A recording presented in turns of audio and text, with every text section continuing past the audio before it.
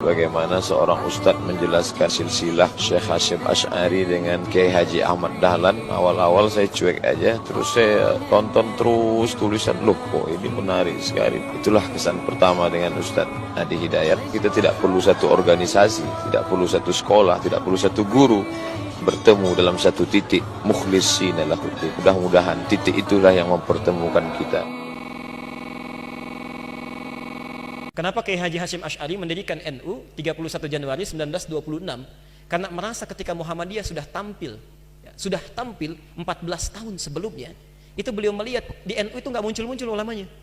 Asy'ari dengan pendiri Muhammadiyah, Muhammad Darwish, itu satu keluarga, satu saudara yang sama, bahkan ngajinya sama-sama itu di Semarang, di Kiai Haji Soleh Darat. Dia ada 3 orang, Muhammad Darwish, kemudian Hasyim Asy'ari, satu lagi itu kakek buyutnya Cak Nun, MH Ainun Najib. Cuma 2 ini yang menonjol, karena menonjol, bagus baca kitabnya, soleh orangnya, itu langsung diperintahkan pergi ke Mekah, diberikan kitab. Kalau kakek buyutnya MH Ainun Najib, itu cuma diberikan cincin pada saat itu. Saat berangkat ke Mekah, berguru di guru yang sama, namanya Syekh Ahmad Khatib dari Sambas, dikenal dengan Syekh Ahmad Khatib As-Sambasi. Nah, setelah dilihat-lihat sampai kembali ke Nusantara di masa yang sama, itu Masya Allah, ternyata keduanya punya visi yang sama, tapi punya beda karakter. Yang satu senang praktek, namanya Muhammad Darwish, lantas pulang diganti nanti menjadi Ahmad Dahlan. Yang satu lagi senang menulis kitab. Nah, Hasyim Asy'ari ini menulis 19 kitab dalam hidupnya.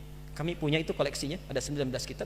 Nah, sebelum beliau menulis dan mendirikan Nahdlatul Ulama itu, kayak aja Ahmad Dahlan kan senang praktek. Begitu pulang, menafsirkan surat Al-Ma'un, tidak tunggu nulis buku. Selesai kajian, buka pakaian luarnya, keluarkan uang yang dibawanya, sampaikan pada masyarakat, bikin rumah sakit, bikin pesantren, bikin sekolah, bikin macam-macam praktek.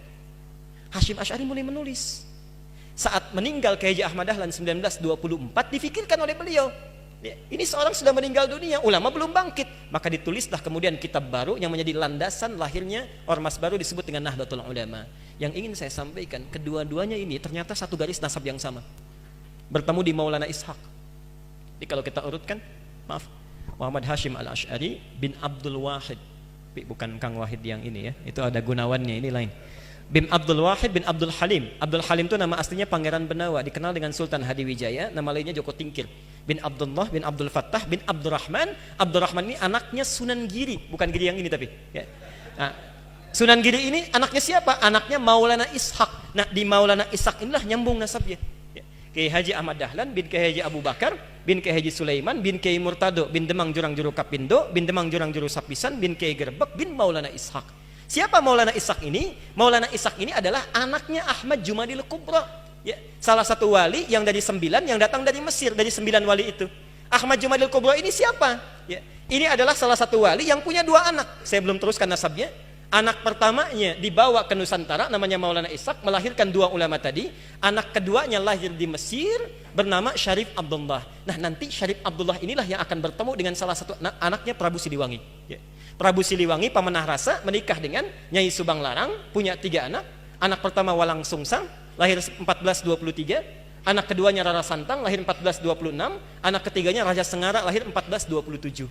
Nah, hajilah kemudian Walang Sungsang dan Rara Santang di Makkah bertemu dengan Syarif Abdullah. Walang Sungsang ganti nama jadi Abdullah Iman, Rara Santang ganti nama menjadi Syarifah Mudaim.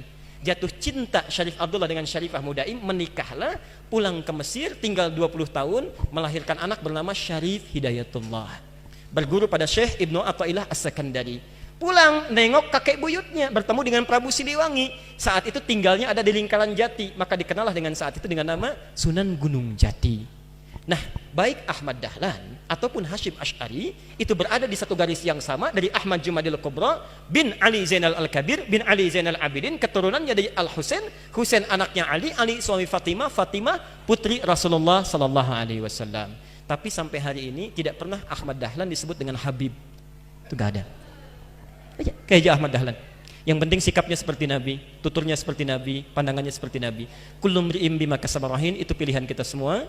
Mudah-mudahan pertemuan hari ini kita menjadi baik seluruhnya. Kita bermohon pada Allah Subhanahu wa taala seluruh para asatidzah, dai-dai, para ulama kita, terkhusus Ustaz Abdul Somad dijaga oleh Allah Subhanahu wa taala dan bisa memberikan pencerahan kepada masyarakat Indonesia khususnya tentang wawasan-wawasan keislaman yang luas yang dengan izin Allah Subhanahu wa taala itu semua bisa menghadirkan kenyamanan dalam beribadah, ketentraman bagi hubungan antar masyarakat, dan yang paling kita harapkan dengan itu semua masyarakat Indonesia akan lebih beragamis, dekat dengan Allah, bisa memaksimalkan nilai-nilai keislaman dalam kehidupan. Assalamualaikum warahmatullahi wabarakatuh.